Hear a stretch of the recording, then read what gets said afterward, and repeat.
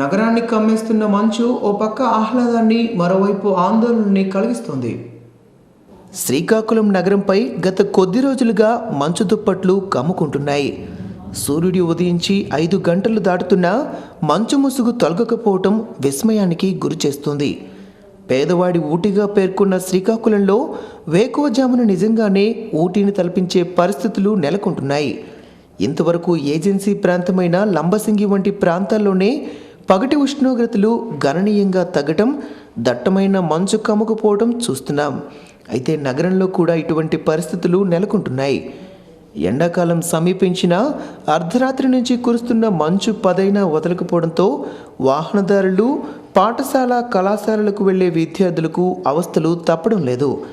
వేకువజామునైతే కనీసం కళ్ళ ముందు ఏముందో కూడా కనబడని స్థాయిలో దట్టమైన మంచు హిమపాతంలా కురుస్తోంది.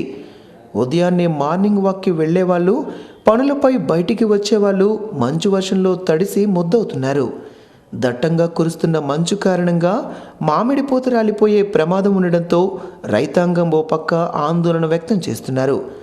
మరోపక్క ప్రకృతి ప్రేమికులకు మంచు దుప్పట్లు కమ్ముకున్న నగరంలో అందాలను వెతుక్కుంటూ ఆనందాన్ని వ్యక్తం చేస్తున్నారు.